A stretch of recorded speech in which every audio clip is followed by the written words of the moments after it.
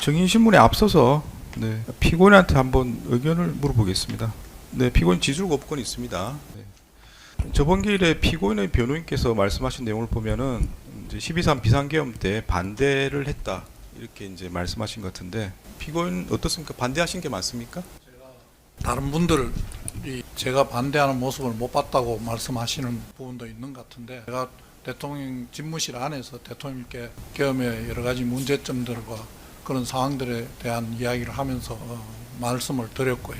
그 이후로 또 밖에 나와서 대접견실에서도 저희 행동을 CCTV를 통해서 봤더니만 제가 기억하지 못하는 그런 여러 가지 행동들로 그 만류하는 모습들이 있었습니다. 제가 구체적으로 제가 조사받을 때에 그 말씀들을 안 드렸다고 해서 조사받을 때 여러 가지 고통을 당했습니다만, 제가 대통령께서 계엄을 선포한다는 것에 대한 여러 가지 문제점과 이야기를 하면서 그 반대를 했던 것은 사실입니다. 네, 12.3 비상계엄의 피고인은 왜 반대를 했습니까? 제가 그 당시에 법률적으로 하나하나 조항을 따져서 말씀을 드리지는 못했고, 그 상황이 계엄으로 해결할 수 있는 그런 전국에 대통령께서 우려하는 여러 가지 문제점들을 해결할 수 있는 상황은 아니라고 우선 말씀을 드려서 계엄을 하는 것은 옳지 않다는 생각으로 계속 말씀을 드렸습니다. 그러면 비상계엄을 할 요건에 해당되지 않는다 그 말씀이신가요? 그 부분을 법률적으로 하나하나 따져서 말씀드리지 못한 부분은 그 당시에 말씀을 듣고 너무 당황해서 제가 그 하나하나를 따져서 말씀드리지 못한 부분은 대단히 아쉽고 유감스럽게 생각합니다. 근데 방금 답변하신 내용 중에 보면 비상계엄을 할 상황이 아니다 이렇게 말씀하신 거잖아요. 그러니까 계엄을 하는 게 옳지 않다는 생각과 그걸 말려야 된다는 생각이 제일 앞서서 하시면 안 된다는 생각을 했었고, 제가 말씀드리는 부분은 조문에 조항이 어떻고 하는 부분을 하나하나 따져서 말씀드리지는 못했다는 말씀을 드립니다. 경황이 없었다는 취지로 말씀하시는 것 같은데 그러면 지금은 어떻습니까? 12.3 비상계엄은 요건을 갖추고 있습니까? 제가 첫날 우리 변호인께서 말씀하신 바와 똑같이 그 당시 상황도 있지만 그 이후로 언론 보도되거나 재판이 진행되는 여러 가지 상황들을 보면 그 계엄 상황이 법률적인 요건을 제대로 갖추지 못한 그런 부분이었다고 생각을 하고 있습니다. 그럼 그 당시는 법률적 요건을 갖추고 있지 못하는 걸 알지 못했다는 겁니까?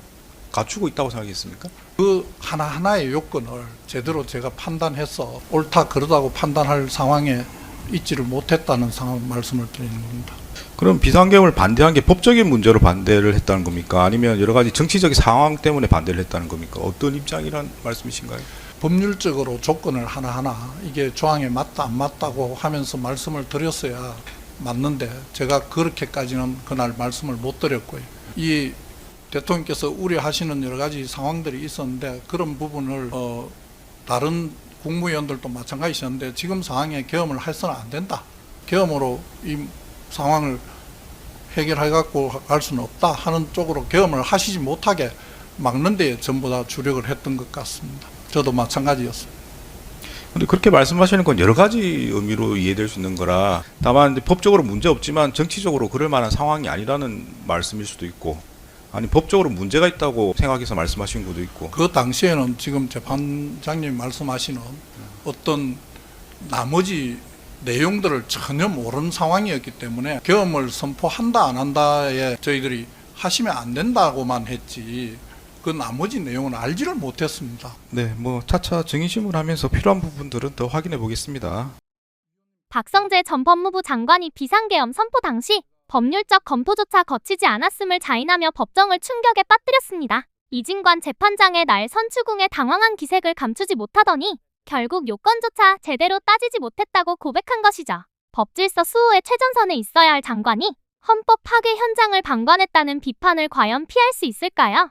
국가의 운명이 걸린 순간에 경황이 없었다는 변명으로 일관하는 모습은 실망을 넘어 분노를 자아내고야 말았습니다. 이번 재판을 통해 공직자들의 무책임한 민낯이 적나라하게 드러났습니다. 무너진 법질서를 바로잡기 위해서라도 반드시 끝까지 책임을 물어야 할 것입니다. 박성재의 말이 변명이라고 생각하시는 분들은 구독과 좋아요 정중히